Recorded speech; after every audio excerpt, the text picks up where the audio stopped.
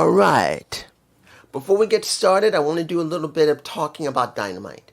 I was able to watch it, I did see it, but as you know, I have a problem with my ankle, so standing around is not something I can do very well right now. It hurts. So I could not stand long enough to actually do the review like I'm doing now. So I am going to give my thoughts on what I saw before we get into TNA, which is not very long. Guys, what did we just witness? What? Now, was the show bad? No, the show wasn't that bad. The show was not that bad. It wasn't. Seeing that Kyle Fletcher now is the international champion isn't 100% bad, but the question is going to be what's going to be next for him. Knowing that Willow Nightingale is back, that's good. There's nothing wrong with that. Knowing that Hiro Kushida is not a TBS champion is not bad either. But here's the big question. When it comes to MJF, and he drops the title to Kenny Omega on this show only less than a month before Wembley show. Well, Wembley is in August. My mistake. It's about a month or so. And now they're dropping it here. Now, I can't tell you why, because I don't know why. Do they want to do a triple threat? And they just didn't want to have Kenny have to lose there? They could have, but let's make it clear. Unless, I'll give it to like this. If MJF is injured, and they just had to take him off him, they had to take the title off him, fine. But if he's not injured enough that he couldn't wrestle at Wembley in a triple threat, they could have done a different direction. They could have done a triple threat other than doing this. But we know that MJF does have an injury. We do know that. And I gotta say that if he is injured enough that he just cannot wrestle any further and can't go to Wembley, alright. But if they do a triple threat going into Wembley, I'm going to be like, really? You could have booked it differently. Yeah, it's not 100% bad booking to let Kenny win, because it does give unpredictability. Because look at WWE and look at TNA. A lot of times they will not let their champions lose before pay-per-view. But in this situation, where this will be the biggest show of the year, and if MJF is not that injured, and they just gave it to Kenny, just to give it to Kenny, I don't agree with it. But we still don't know. Now, almost forgot. Tekla was blitzed. The girl was blazed, man. The girl was drunk. It was hot where they was. And that girl had been drinking, and she was drunk. You could tell that girl was nice. I don't drink. I tell you, I've never been a big drinker. To be honest, the most I've drank is 30 times in my life. 30. Not 3,300, not 30 in a week, or 30 in a month, or 30 in a year. 30 in my life. I'm just not a drinker. But I've seen so many people drunk, and that girl was blazed, man. That girl was done. And she was just saying whatever the hell she wanted to. At one point, she said openly, Willow's back. She looks great. I bet nothing happened to her. That girl fucked up. That girl was done. That was dumb. And she was done, and it was funny. But let's get into TNA. Now, what do we get in this show? We got stuff done that is mostly for the women. I mean, let's make this clear. This was not a show for the men. It wasn't generally for the men. It was more for the women than anything else. And there's nothing wrong with that. I want to make this clear.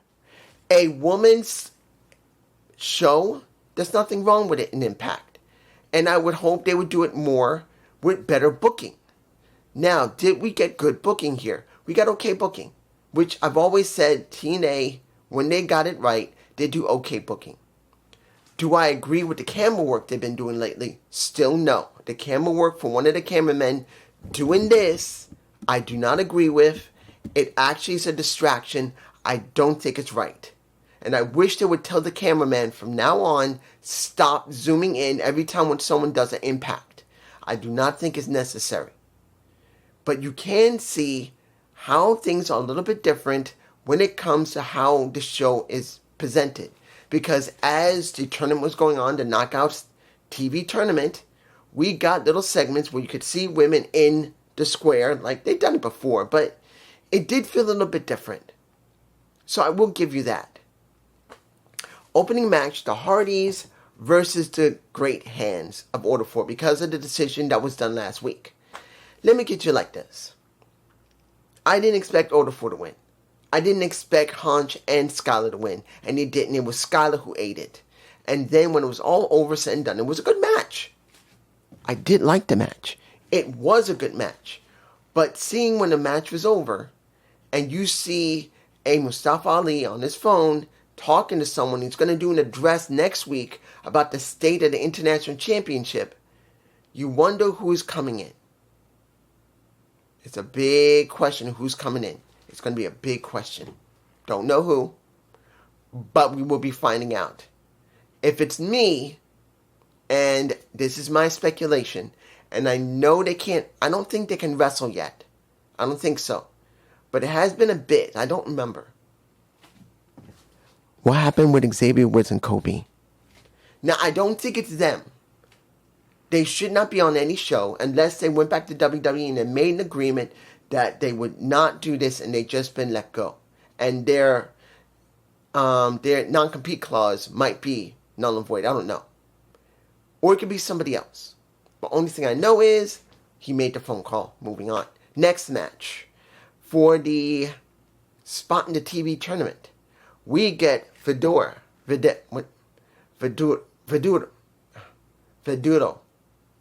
versus Indy Hartwell. I don't even know if I'm pronouncing her name. Fedor. She's been on the show more than a few times. She's been, I think, a wrestler at one point. I really never paid much attention to her. She did a good match. Wasn't the best I've ever seen, but she did a good match with Indy. In the end, for me, I didn't expect her to go any further, and she did not. And that was fine. Now, the next match. This one was interesting. Because when you see Gabby Forza versus a returning Jody Fred, and this is her debut, Forza. I like her. It's not like she's like Izzy Rain. She's not. But she has something like Rain does as well. She has charisma. She has energy. And I like her. It's not that she's one of the best wrestlers I've seen, because she's not. She's a good wrestler from what I can tell. But she has that type of charisma, that type of energy that could be interesting if TNA lets her stay, which we don't know, particularly what's been going on with TNA lately anyway. The match was for Jody Threat. I didn't expect her to win when it came to Force. I knew she was going to win. She's not going to be like a Maya World. She's not. Now, let me give you this. I have to say this now. I don't want to wait. The King's Speech. I'm going to say this. Do I want to see a AJ Francis up against Moose? No. Because this happened before. Not saying the match will be bad, because AJ Francis has upped his game. He is a better wrestler. Not just in the ring, but his attitude. Even though he still used Tennessee whiskey, and I wish he had taken it off for a year, but he's still using it. People like it. It's just my critique. I just want him to be more respected, because a lot of people still don't respect him 100%. Others do, because he's earned it, but there's still some I would have liked that he didn't do Tennessee whiskey and do the flip. But knowing that Kaz and Moose have never wrestled, I'm intrigued. Doesn't mean it's going to be a great match. It's going to depend on how they're going to book the story. Because it's not about the match itself being bad, because I know Moose can wrestle his ass off. I know Kaz can do it great. But it's about the story that's going to be the big question. Will the story be good? I just don't know. But I am interested in seeing the first time meeting between Kaz and Moose. Now, the three-way, which was not for the number one contendership against the Hardys, who did win against the Great Hands. It's not. So we got the righteous, we got the system, and then we get Sosa. And I'm going to be honest here. I know you're not going to like this. But I'm being honest here. I'm doing this fairly. I look at Ricky Sosa compared to Heath Slater. Not Heath Slater. Sorry, Leon Slater. I get Heath and Leon mixed up. I look at Leon Slater. He's a main eventer. From the day I first saw him, his charisma is what got me. It was not his ring work. He's a good high flyer in the ring, yes. But he's no different than Devon Evans or Axiom or any other high-flying wrestler. I'm not forgetting about Frazier. I'm not forgetting about anyone in the X Division or in NXT. I'm not. But he's no different than any one of them. It was his charisma that was better than many. He was able to talk so well. He's ahead of the game when it comes to personality. He just is. But when I look at Ricky Sosa, no. I'm sorry, guys. If you like Ricky Sosa because you've seen his work in Europe, fine. But I'm going by what they've shown me. This is what many people don't understand. And I'm not saying everyone who's watching this is like that. You know me. I've stated this and I'm going to keep stating it until I'm blue in the face. And even after that, I'll say it. What you did outside of any company you're with means nothing. It's counting on how the company is going to book you from going forward. If they just use your reputation, that's a flaw. They must build you into something that will represent their brand, their company. And as far as I can tell, next to him going away and then coming back, there's nothing there. Can he wrestle? Yes. And there's nothing wrong with his wrestling, but his personality, his charisma is just not there. I'm sorry. There is no charisma there. It's not like Leon Slater. Leon Slater's charisma is way better than Ricky Sosa. Leon Slater's way of talking is better than Ricky Sosa, not because of his accent, but because of his attitude. He just feels more important. This is Sosa. This is Slater. Now you're going to say, dude, of course. He only just got there. And I know. But just in case anyone doesn't think that I'm just going to go beyond Ricky Sosa, I'm not. He's got a lot to prove to me. And they got a lot of work to do. Next to Road Dogg, who seemingly is there, along with Delirious, they must book this guy correctly. He cannot be cookie cutter. He can't be a cookie cutter face. He's got to have more personality. Got to give us more. And they better start doing it the next couple of months, or he's just going to feel blank. And I'm just going to keep telling them he's nothing. Not because of his own ability, but because creative couldn't do anything. And they should. In the end, Sosa gets the pin over Bear Bronson. I'm not surprised. They want to push Ricky Sosa, but they better book him right. Because if they don't, I'm not going to even feel anything from him. And if it's true of the rumors, if the rumors are true that Leon Slater is leaving the company, he's going to probably go to NXT, that's going to suck. Because they need him. They need someone in that division that has that type of charisma. But it's just me. Moving on. Fabian Eichner. Did I like his vid pack? It wasn't bad. I actually liked the vid pack. It showed who he is and what he's willing to do to get to becoming. He doesn't say the world championship. He says the X Division, which is fine. He is going up against a Cedric Alexander, which is good to hear him say that. And it felt genuine. And that's the way it's supposed to be. But the big question is going to be, it's not about his ring work. It's not about his charisma and his mic work. It's all there. It counts on the booking. This is going to be a big time for TNA going forward. If Road Dogg is with them, and looks like he is, and if Delirious is one who's in charge, it's no longer Tommy, which we know he's not there, and he looked bad while talking about it. They got about a year to start really showing that Tommy was a mess. Because if they can't book better than Tommy could, and they get the same problems as Tommy does, then it's not Tommy, even though Tommy had issues, it's the company. Because now we got 1 year to see what they're going to do. We got 1 year to see, can TNA book better without Tommy Dreamer there?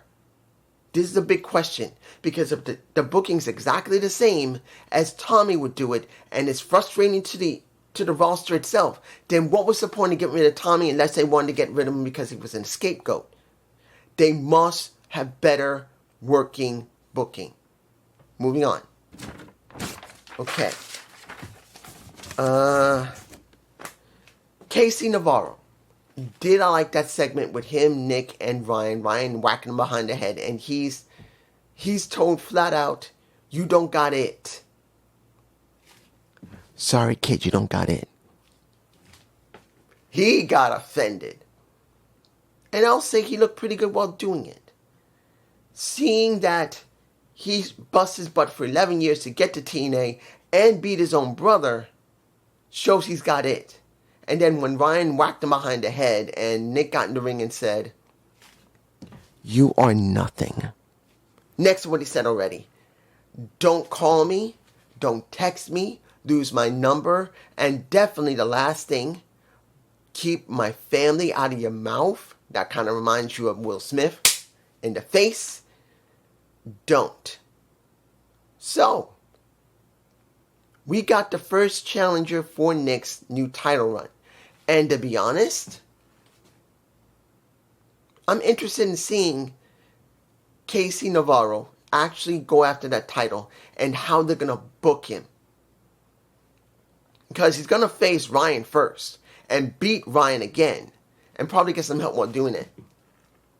But the big question is, how are they going to book him? Don't know. They need to book him properly. They need to give him more. He does have charisma. He's pretty good in the ring. He's not incredible in the ring, but he is good. The question is, how are they going to book him to bring him here? Say about here. Here. This is the main event. He's here. He needs to be brought here. He doesn't need to be at the main event to be important to the company. And that's going to be the big question, me personally. Now, let's get to the last match. I'm going to give you like this. No DQ. When it came to that match, it looked choppy. I don't know if Ling Yang Lee has ever done a DQ match. But I'm going to tell you this. In the straight match, she wrestles very well. So does Xia Brookside. And since they know each other so well, the matches they've had have been alright. But you just did a DQ. Where tables, they didn't bring in ladders, but tables, chairs, candlesticks, they were brought into the ring.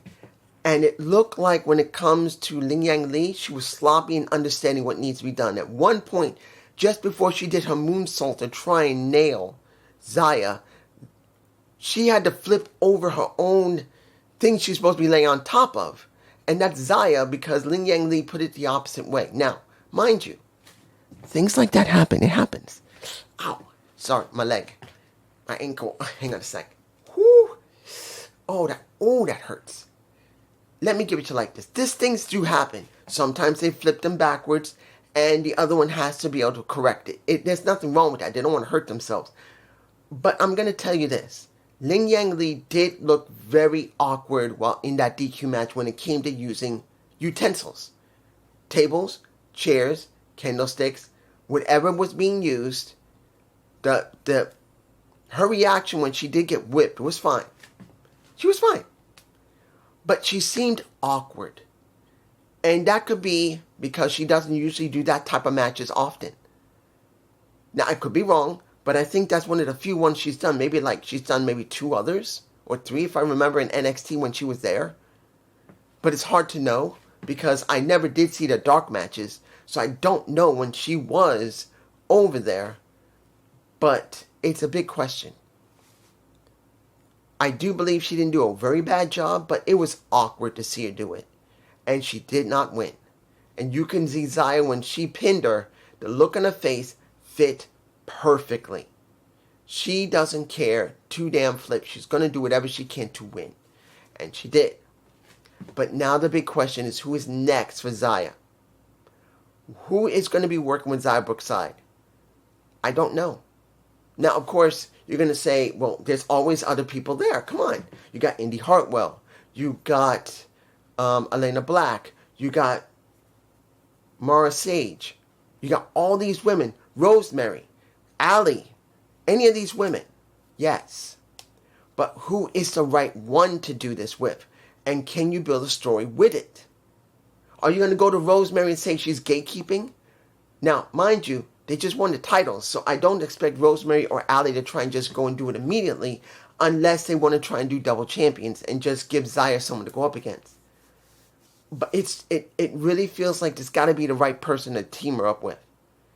And I don't know who. I don't. It's a big question where they're going to go with this. But it's just me, and I hope you enjoy this review of Impact. Give me a comment below. I don't know if I'm going to be doing any more Gump reports of Gump goodness in the next couple of days, because I'm going to see if I can do one now, because I want to give my thoughts on something. But if I can, and this is a video I am going to try and do today or tomorrow morning, I think maybe I shouldn't do a Gump report or Gump goodness today. I think I need to sit down, or better yet, lay down and rest my ankle. I'll probably do it in the morning. You will see something, but I don't know when I'm going to do another one again after that, because I really need to rest my ankle. Peace.